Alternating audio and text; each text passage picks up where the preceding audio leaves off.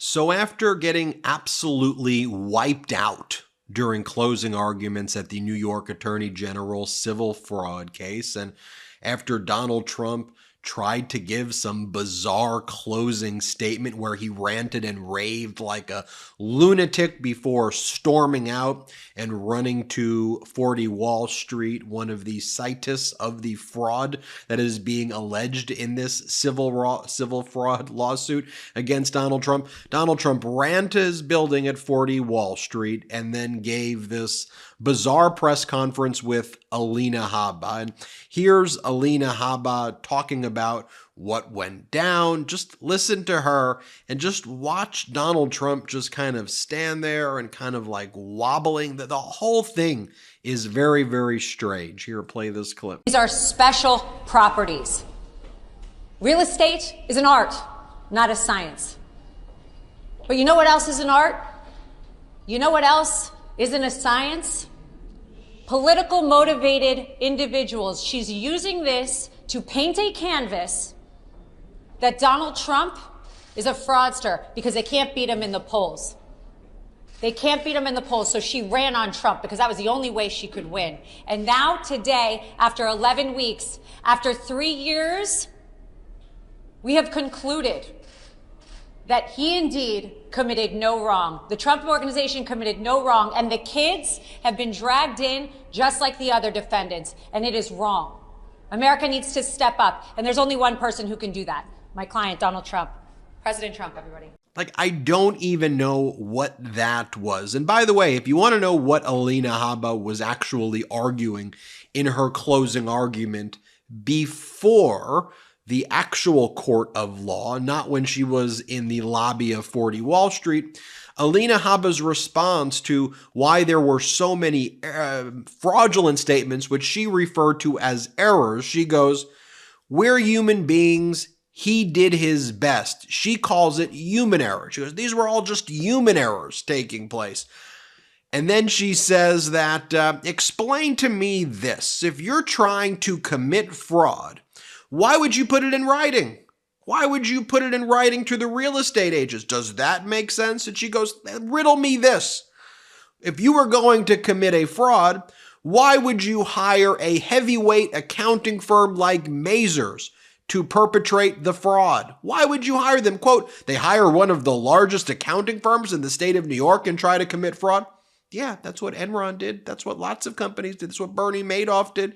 Yes, they utilize the services of accounting firm and they provide them in writing with fraudulent data and fraudulent information. That this whole concept too by Donald Trump, Alina Habba, by his lawyers, just think about the arguments that they make across the board with all of their cases. Like in special counsel Jack Smith's criminal prosecution, one of the arguments is if Donald Trump speaks it, if he says it, if he utters the criminal conspiracy, well, the First Amendment protects him. He can say anything he wants. If bank robbers plan the crime but speak it, they have a First Amendment immunity, according to Donald Trump. What does Donald Trump also argue?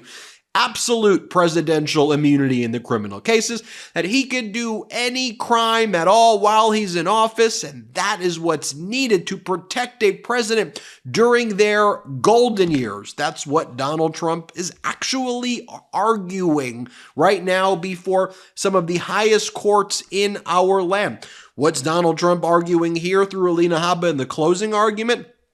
You don't write for, how could you write it down? That doesn't make any sense. If you write it, then you're not concealing it, and therefore it doesn't constitute fraud. What's Donald Trump's argument about the 14th Amendment Section 3 disqualification cases? Donald Trump argues that Donald Trump did not take an oath to support the Constitution, and he is not an officer, which would seem to contradict as well, because it does his claim that as an officer, he's entitled to absolute presidential immunity. But it doesn't matter. It goes back, frankly, to Donald Trump's mentality about sexually abusing women. When you're a star, he says that you can get away with it. And in his deposition, in the E. Jean Carroll case, he said, unfortunately or fortunately, that is what rich men can do. Those are direct words from Donald Trump. Even at this ridiculous press conference at 40 Wall Street after Donald Trump stormed out of the closing argument to get there, Donald Trump was asked a question by members of the press about the argument that his lawyers made before the D.C. Circuit Court of Appeals. How chilling. Donald Trump's lawyers argued that Donald Trump could order that SEAL Team 6 kill his political opponent, and Donald Trump would be entitled to absolute presidential immunity. So naturally, a reporter asked him the question, what do you think about that? Do you agree that you should have immunity so that if you were in office, you could kill your political opponent with SEAL Team 6?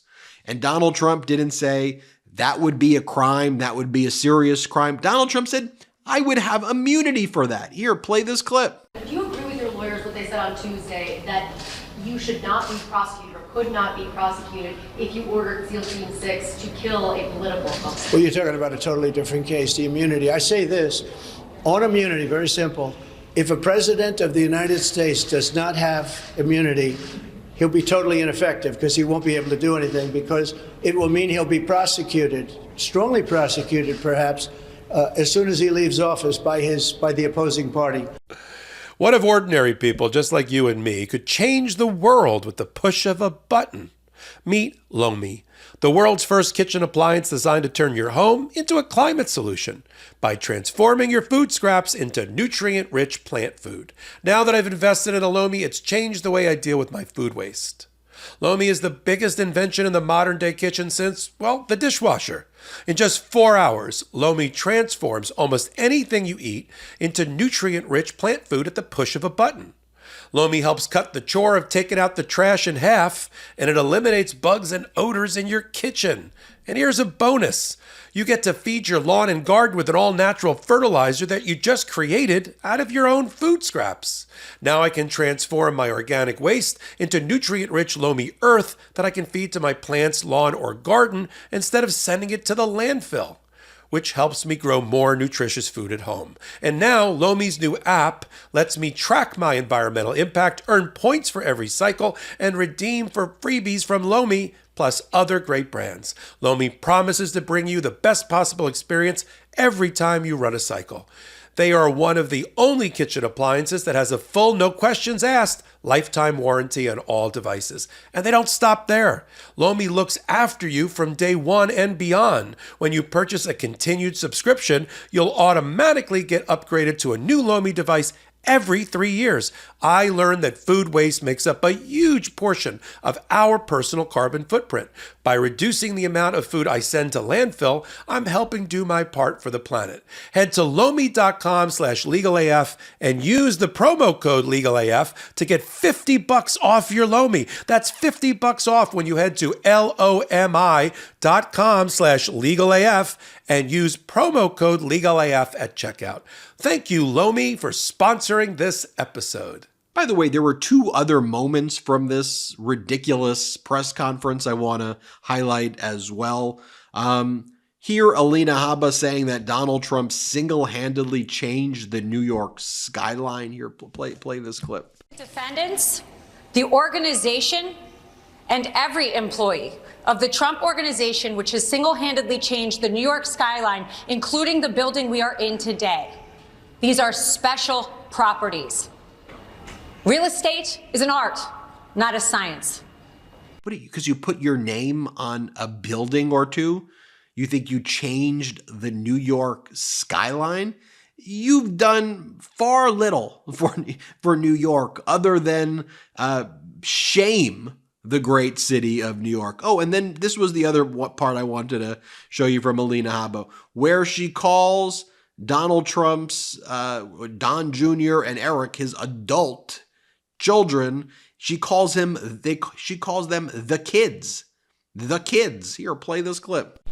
We have concluded that he indeed committed no wrong. The Trump organization committed no wrong, and the kids have been dragged in just like the other defendants, and it is wrong. Yes, just the little children of Donald Trump. Eric, who's basically her age, and Don Jr. are now the kids, according to Alina Habba. And here, so what Donald Trump had to say at this as well, where he said that New York Attorney General Letitia James caused Exxon to leave Manhattan. She's responsible for that. Play this clip. She went after Exxon, and they decided to move to Texas, and hundreds of millions of dollars they pay in taxes. I paid over $300 million of taxes over the last number of years, $300 million, and they don't recognize that. Exxon left Manhattan in 1989. And by the way, there was a small kind of culty crowd in the hallways right there. And while Melania is mourning the death of her mother, Donald Trump's mother-in-law, and Donald Trump tried to use the death of Melania's mother as an excuse for why he shouldn't show up because he said he was mourning. Here's Donald Trump doing some weirdo celebration in the hall of 40 Wall Street to this small culty crowd that he stages to cheer for him as he says these weird things. Play this clip.